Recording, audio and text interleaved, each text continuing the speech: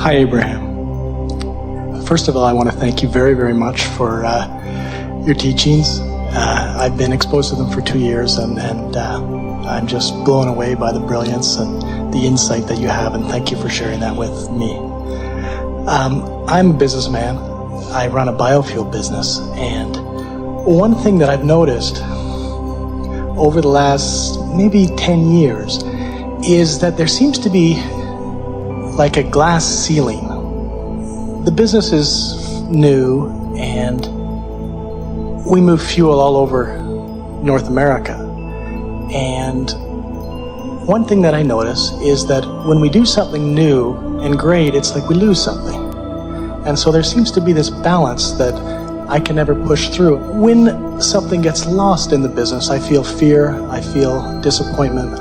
I go through the whole range of negative emotions. And for example, losing something. Losing a deal that may be bringing revenue into the company. It makes me feel that maybe I can't support my employees. Maybe eventually I would lose the company, which is kind of crazy since I've run it for 16 years.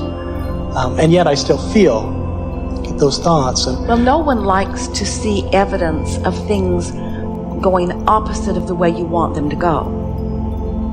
In other words, you will never be able to look at something that you don't want and feel positive emotion. But the tendency is to then believe that, well, if I can't look at something that I don't want without feeling negative emotion, then somehow I have to control the conditions so that there aren't any things that I don't want to look at. And we say, or you could just not look at it. You say, oh, well, that's novel. Just not look at it, and I would feel better if I just don't look at it. We say, yes, you would feel better if you just don't look at what's opposite of what you want. And then people say, well, shouldn't I face reality?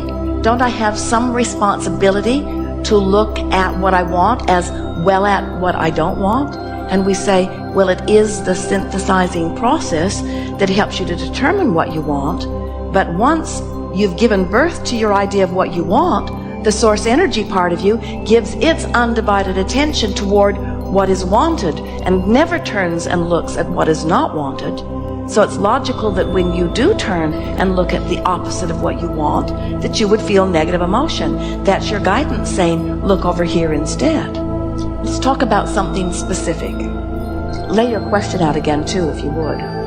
It seems to me that there's a balance in the business, a ceiling that I can't push through. It's when something's gained, something's lost. I mean, the business does well, I do well. I'm trying to cultivate abundance in every aspect of my life, but since I'm a businessman, most of what I think about gets manifested in the business world.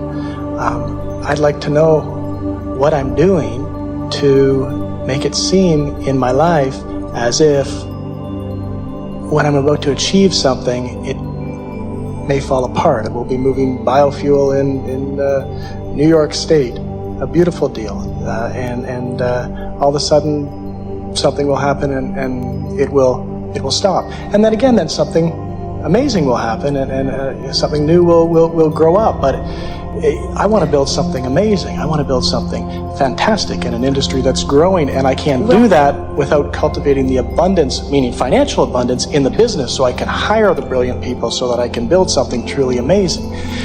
And I feel a bit stuck. As we listen to you, and as we ask you to tell the story again and again, and each time you tell it, you talk optimistically and pessimistically. You talk about things going well and you talk about things not going well. And we want you to begin to notice that there is an absolute correlation between the way you see it and the way it unfolds. And so we could pronounce to you, and you would know it without our pronouncement, that you are more optimistic than you are pessimistic, and that you are more expecting it to go well than you're expecting it not to go well, and that's the reason it's going that way. But it feels to you that it could tip either way, and the reason that it could tip either way is because you have quite a few active thoughts of what you want, and you have quite a few active thoughts of what you don't want. And we know it's the argument that we get from almost all of our human friends who say, but Abraham, I'm here facing the reality of my life experience, and it's hard not to have knee-jerk responses to reality. And we say, we know it's hard not to have knee-jerk responses. is our message, the one that we've been speaking all day here today and beyond, is about letting your knee-jerk responses just start leaning in a slightly more positive way than a slightly negative way. In other words, you cannot single-handedly change the whole industry relative to fuel. There are a lot of people who have much to gain by keeping things the way they are, but there has never been a time on this planet ever where the energy was stronger in asking for alternative resources. Now, if you were to say, well, are 90% of them on my side? We would say no. If you say, well, are at least half of them pulling in this direction? We say, it might be that. It doesn't matter how many there are. All of the people around the world that are becoming aware of the discomfort of their expectation and need for all of that foreign oil, all of that is causing desire that is shooting out of them like rockets, that is blending over there in vibrational escrow with what you've got going on. In other words, this is a very good time to be in the business that you are in. And so what we're wanting you to begin acknowledging is that if there was ever a time for your expectation to begin paying off, now is that time. Humans have this thing going on, and sometimes you describe it as waiting for the other shoe to drop. And it goes something like, do I dare expect something truly wonderful to happen for me? Do I dare be so bold as to coax myself up into powerful expectations when my past experience has shown me that another shoe is going to drop and that I'm going to be disappointed? And we say, it's the whole point of everything that we teach. We so want you to understand that the things that actualize around you, in terms of people, in terms of employees, in terms of sales, in terms of economics, in terms of the personal economics of your business, or even the greater economics of your nation or the global economy. All of those things are revolving around the direction of your thought, and only the direction of your thought. So when you said, I have a very good business, which was really a downstream statement, and then you said something like, and I have a lot of responsibility to the people who are working with me, which was a sort of upstream statement. You could tell by the way it felt. We know you're hearing it already, but what we want you to leave here determined about is that we don't want a condition to break loose and then to have a feeling of relief in response to it. We don't want something to go wrong and then you have a feeling of sadness or fear in response to it. We want you to decide that you are going to direct the thoughts in order to induce the feeling response. In other words, you are the maker of the feeling of relief. You're no longer asking for the economy to be the maker of the feeling of relief, or somebody to buy your product and that to be the maker of your feeling of relief. You're going to start counting on something that you can count on, which is your ability to direct yourself slightly downstream instead of slightly upstream. You're going to start pointing yourself deliberately downstream in order to induce relief, because someone who can irrationally induce relief will always have outrageous success. Thank you. We want you to be irrational in your willingness to produce personal relief in your belly.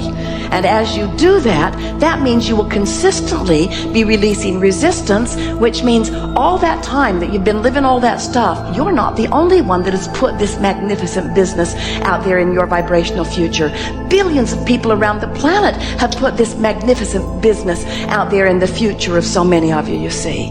Don't use your rationale to line up with it. Use the power of your ability to direct your thought. You line up with your dreams about this, and the universe will find a way to carve out a niche for you. And anybody standing back and watching you will say, it is amazing what's going on with you. This doesn't happen to anyone. And we say, happens to everyone who is irrationally able to induce their own relief. We have enjoyed this interaction immensely. It is great fun to come together with those like you who are coming to understand that you are creative geniuses in physical bodies. We know that we have been repetitive here today, and in many cases it has seemed a little bit slow going, in the sense that we have been talking about vibrations and we've been talking about downstream. But we are wanting you to understand that life is not supposed to be a struggle. It is supposed to be an opportunity for expansion. And when you allow yourself to move in the direction of the part of you that is already expanded, then it is a life-giving feeling of vitality that pours through you. You didn't come into these physical bodies to muck around and merely survive. You came forth with the intention of really being stimulated to personal things that really get your juices flowing. And what we notice among so many humans is that while your juices do occasionally get flowing, you don't consistently enough hold yourself in the direction of those flowing juices to really begin to build up the momentum for the passion for life in the way that you intended. It's only the little ones who are still doing that for the most part. You are a group of beings who can be different. You can make the decision to reach for the best feeling thought that you can find, or to find the thought that feels a little better, and you can begin to build momentum. The only thing that keeps you from building momentum toward this fast-moving energy stream that is already in motion for you is that you keep saying, well, maybe or maybe not, well, maybe or maybe not. It's the contradictory thought that keeps sort of short-circuiting you and slowing down your momentum.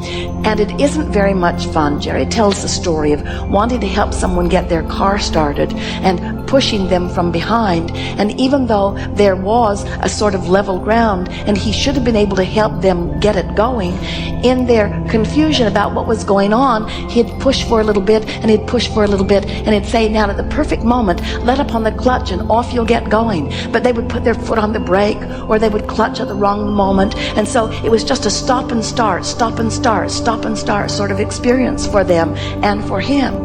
If you're wanting to live your life in the way you intended as you came forth into this physical body, we want you to begin to ask for the momentum of your life that you deserve. Because we want you to know that from our point of view, the momentum is so superb. And if it weren't for those contradictory thoughts that you keep finding and embracing and then pushing against, you would not stop your momentum and it would get going. And then those things that are the inevitable unfolding of the things that you would want, like your business expansion or like your lover coming or like your orgasm that you are looking forward to or like your Rolls Royce, as you are allowing the momentum of this energy to carry you and you are reaching for the best feeling thought that you can find, you're going to begin to discover that the whole reason that you wanted the Rolls Royce was for the reason to have this ride of momentum to begin with.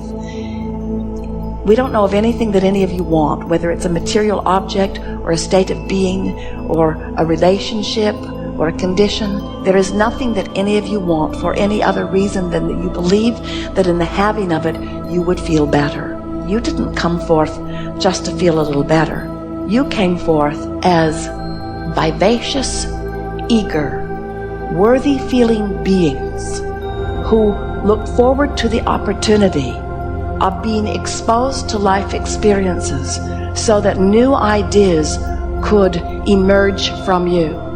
And you so loved the feeling of the new idea emerging because you knew that when the new idea emerged as a result of your life experience, that the resources that create worlds would then go to work on preparing the inevitable future for the culmination of that which you had set into motion.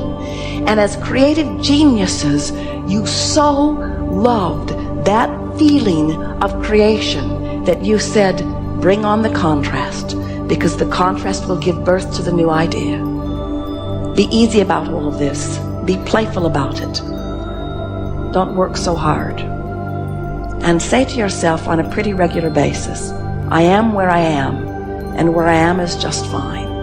And if you will make an effort to make peace with where you are, there is nothing that we have ever seen in human experience that is more conducive to the beginning and the maintaining of momentum than making peace with where you are. There is great love here for you. And as always, we remain eternally and joyfully incomplete.